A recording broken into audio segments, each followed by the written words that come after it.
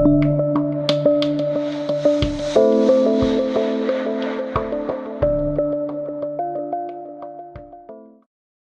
everyone, Pam Gregory, astrologer. I'm going to be speaking to you today about the first half of June and the new moon that we have coming up in Gemini on the 3rd. Now we have this continuing background which we're going to have all the way through really till the end of 2020 with Saturn and Pluto in Capricorn. They're conjunct the South Node at the moment. Saturn and Pluto themselves are going to be exactly conjunct in January 2020, but they both continue in that sign until the end of 2020 when Saturn moves into Aquarius, but Pluto won't move out of Capricorn and fully into Aquarius until 2024. So we're not just talking the next 2 weeks, we're talking very, very long term. And as I've mentioned in the last video, whenever Pluto moves through a sign, it tends to deconstruct the symbolism of that sign and reconstruct it. So we should expect with this symbolism that hierarchical power structures such as governments may not be functioning well. They may be chaotic or collapsing in some way. And I think we can see that very obviously in many countries. So we should expect these things to be happening. It may also start to affect corporations or institutions that the universe considers are not acting with wisdom and transparency and integrity. So expect to see it. Astrologers would be surprised if they weren't seeing that. And remember, it's long term because a system has to be the patriarchy has to be deconstructed before another social structure can come into play. Long term, we're going to see that square to Eris as well in Aries, particularly from Pluto, and this continues the message of the revolutionary coming up from the streets, meeting the repressive top-down, the powers that be, law and order. So that's all continuing. But specifically getting into the new moon, which is happening very early in the month. It's happening on the 3rd of June. It's happening at 3:01 a.m. Pacific and 11:01 a.m. UK time. And it's happening at 12 degrees and 33 minutes of Gemini. So 12:33 of Gemini falls in your chart because that will condition the intention you set for this new moon as to which area of life it's falling in for you in your birth chart. And if you don't understand what I'm saying, check out this link above. You can download a free birth chart from my website, pamgregory.com, and you can purchase a 2-part video series which will explain all of this and use it for every update I ever do. But a super time to sow a new seed, depending on where this falls in your chart. And remember, when we sow that new seed at a new moon, perfect time in the month to do it, very often we will see the manifestation of it around 6 months later when we have the next full moon in Gemini. In fact, the next full moon in Gemini is happening in December of this year. So it's very often the case that because the cycle is coming to its peak, full moon, at that time we will see the results of the seed we are sowing this time around. Now, Gemini is about new ideas, new inspiration. It's also a very social sign, so you might be doing new things socially, having new plans.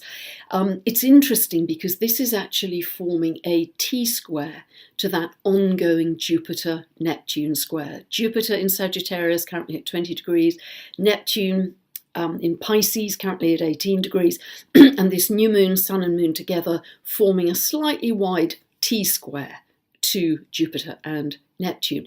So the sun and moon are highlighting that square that is going to continue until October this year.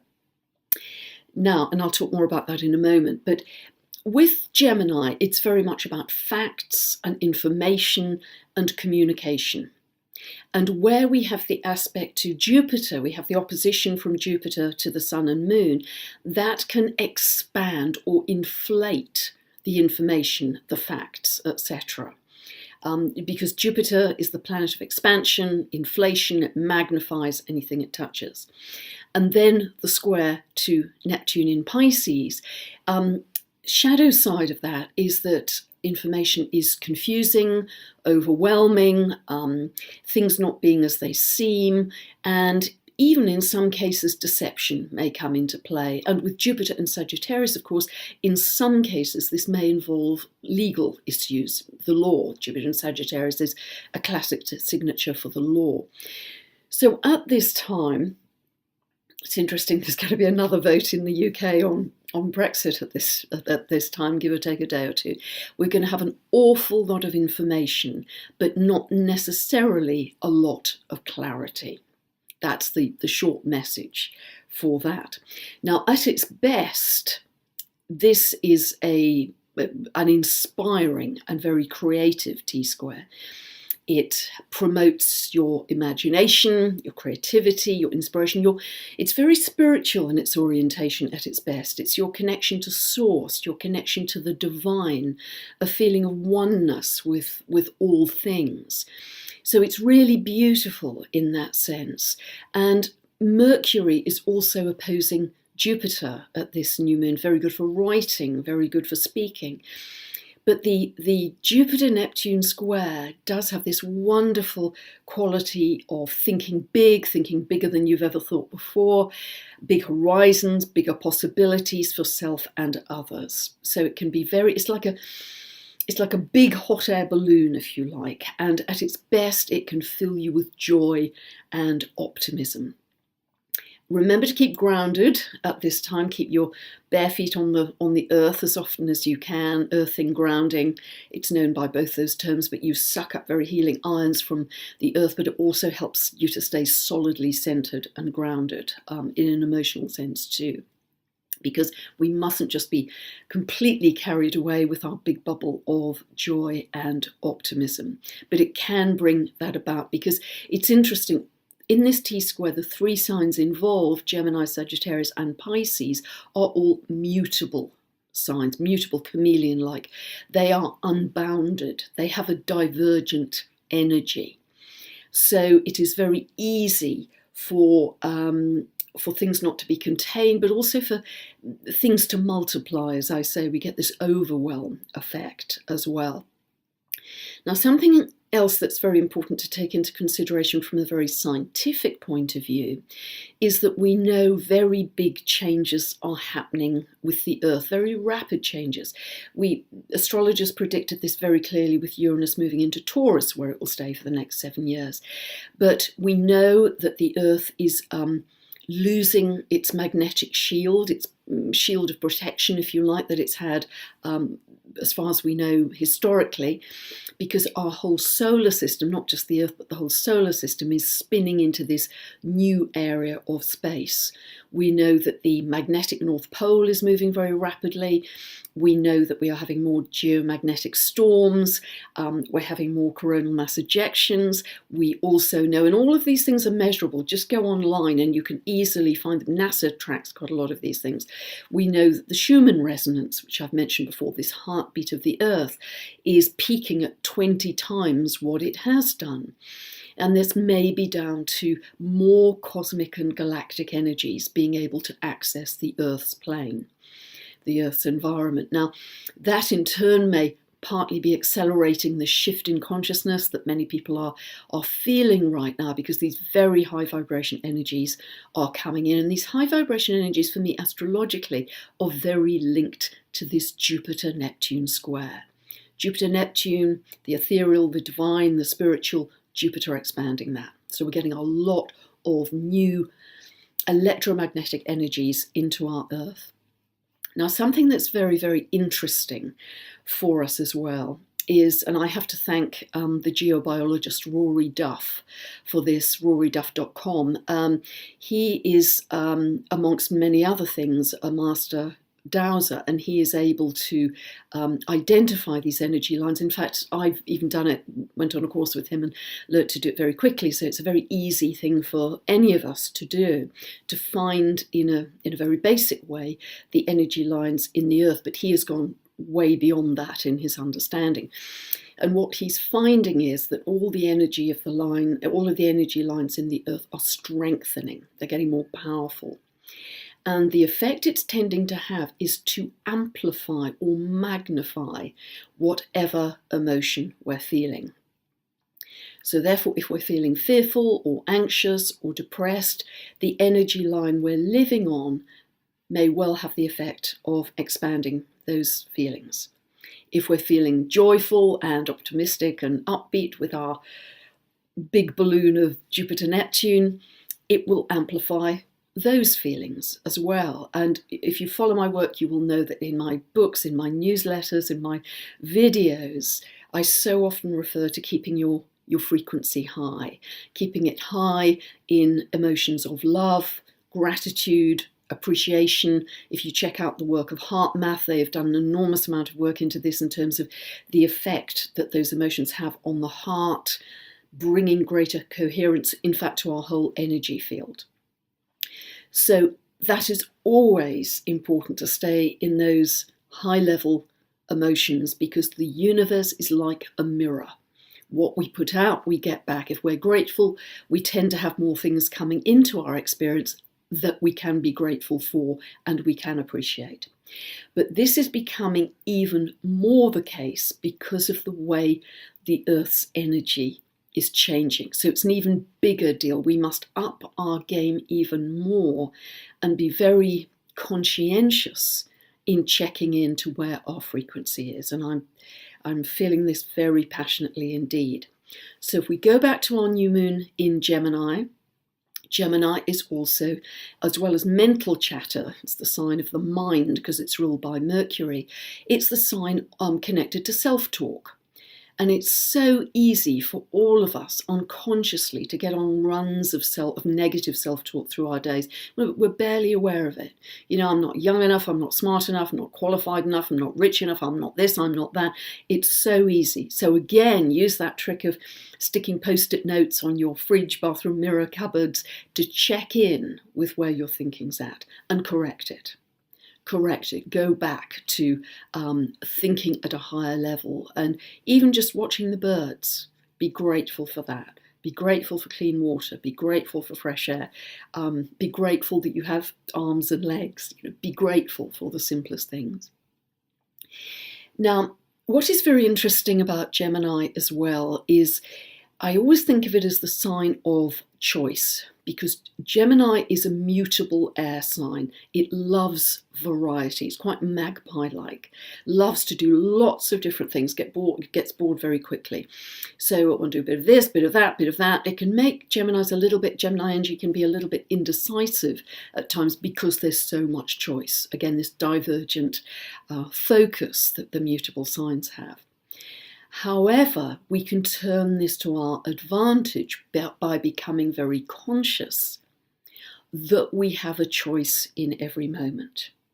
We have a choice in terms of our thinking, we have a choice in terms of our frequency, but when things happen through the day, which they do for all of us, Gemini energy, ruled by Mercury, think of Puck in Shakespeare, it's very quick to react, very speedy sign. So we tend to just respond, react very quickly without necessarily considering the choices we have.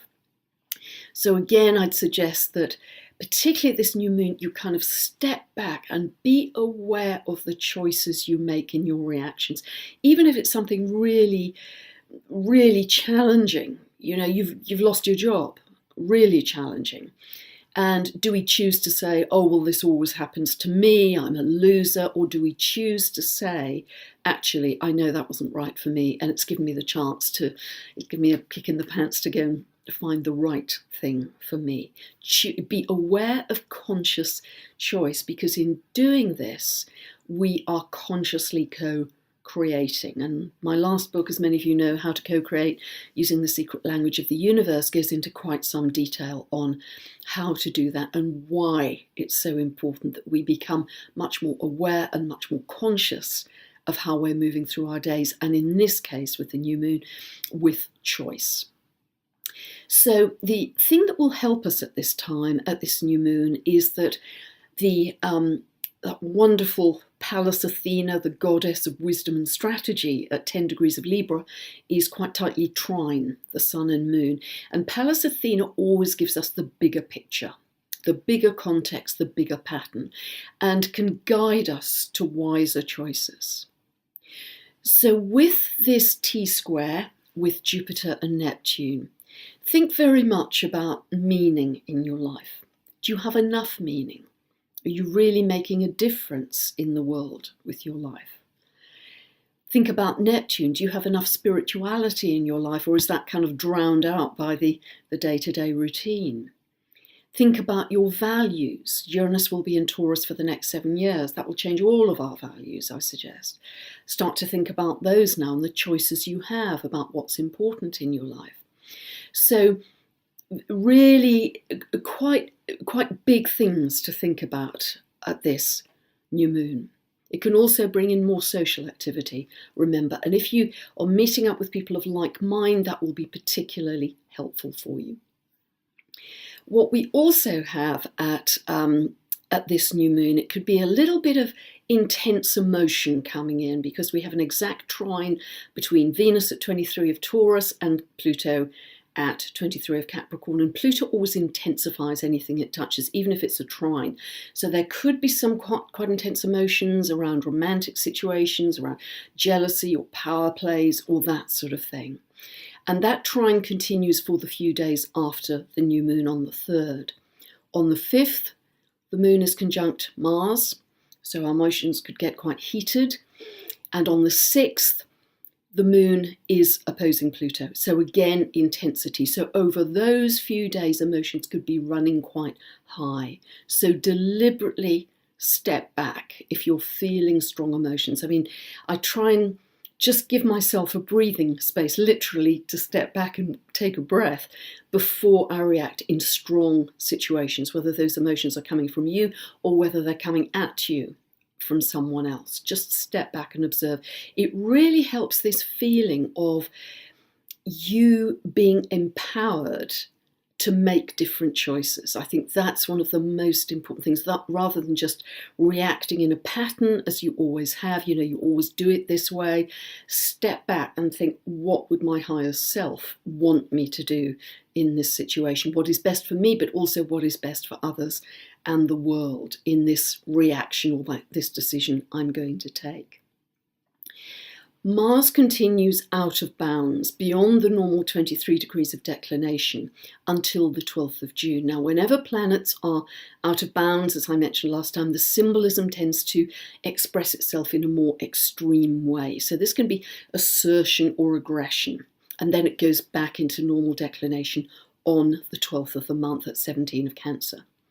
Now, at this new moon on the 3rd, Mars is conjunct the North Node. It's a little wide. Mars is at 11 and the North Node is at 17. But by the 12th of the month, it is exact. Mars and the North Node come together exactly. So we could be learning lessons about assertion in life or aggression. But what it may also bring about, particularly with the backdrop of Saturn in Capricorn. Saturn in Capricorn is about walls, borders, boundaries, divisions, separations, territories. The North Node in Cancer can very often be about national security. It isn't just our own feelings of emotional security, it can be national security. So Mars coming into this exact conjunction with the North Node in Cancer can suggest that some countries may be becoming more assertive about their borders, boundaries, and national security. At the same time, we have a strong aspect between the Moon and Pluto on that day, and that continues for a few days afterwards as the Moon comes into a square with Pluto. So be aware, there's some wonderfully spiritual things happening around this new moon, but there are potentially some quite hot emotions happening too. So always take a breath. Then, because I'm only dealing with the first half of this month up to the midpoint, the 14th of the month, we have Mars coming into an opposition with Saturn at 18 of Cancer, 18 of Capricorn. Now, this is quite militaristic, this aspect. You see it in the charts of people who actually join the military, go into the military, because it's about very disciplined energy. It's fantastic for working on a project. It gives you tremendous focus and gives you the kind of hanging on in for the long term to create whatever goal you're trying to attain. So it's disciplined energy. Now, in the second half of June, which I'll cover in the next video, Mars comes into a series of quite strong, hard aspects with Saturn, Pluto, and Eris. It's quite dynamic, this second half of June, before we start moving into the eclipse month of July with our next solar and lunar eclipse. So we're moving into some very strong times within this long-term strong time of transition and transformation from one paradigm to the other that we are gradually going through over the next few years. So I hope that's been interesting for you. I hope that you'd like to pursue this in your own chart and see how meaning unfolds for you astrologically yourself. Tutorial videos you can check out on my website, my books you can check out there. If you'd like to subscribe to my monthly newsletter, which is getting longer by the moment, you can subscribe to any page on my website too. But in the meantime, thank you for listening and have a wonderful new moon in Gemini on the 3rd. Bye for now.